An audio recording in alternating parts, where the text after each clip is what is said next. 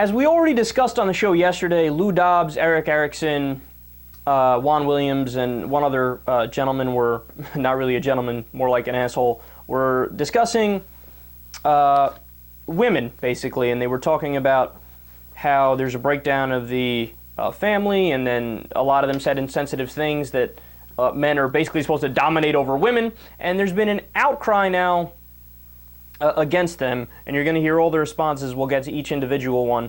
But first, I wanted to replay for you what's sparking most of the controversy.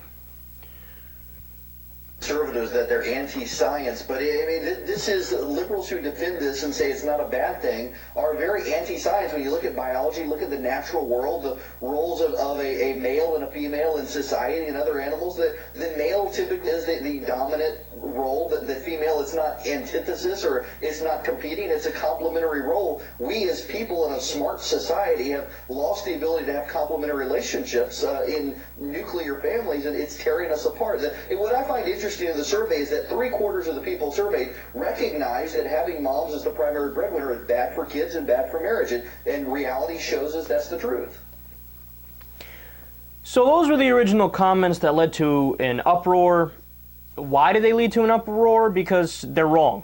And then he went on his website and made it worse. He said, quote, "In a modern society, we are supposed to applaud feminists who teach women they can have it all. That there is no gender-identifying role, and women can fulfill the role of husbands and fathers just as men do. Feminists and politicians on both sides of the aisle view these statements as insulting to single moms and antithetical to their support for gay marriage. What should be insulting to single moms is for society to tell them they can do it all, and in fact, will subsidize their doing it all." So he's doubling down. Now the multiple corrections.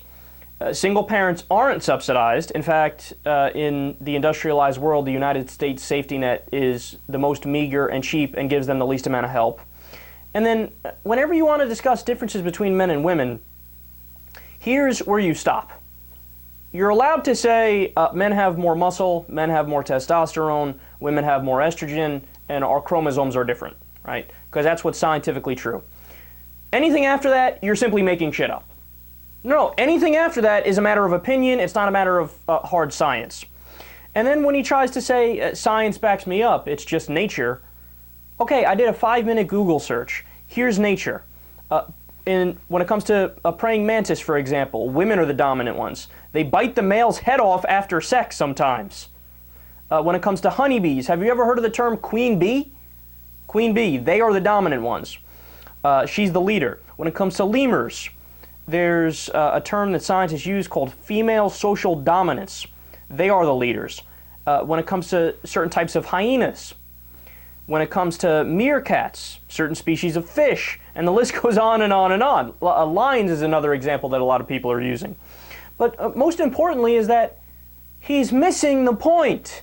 And the point is that the conversation about single mothers is an indictment of the gender pay gap.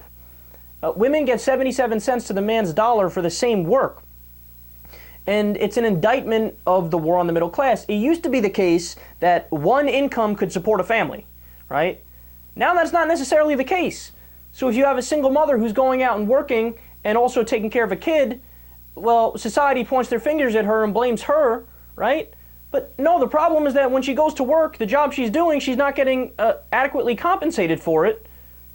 So everybody says, oh, you're trying to do everything at once. No, she actually would be able to work a job and take care of a kid if it wasn't for the fact that she's getting paid garbage because the system is rigged against her.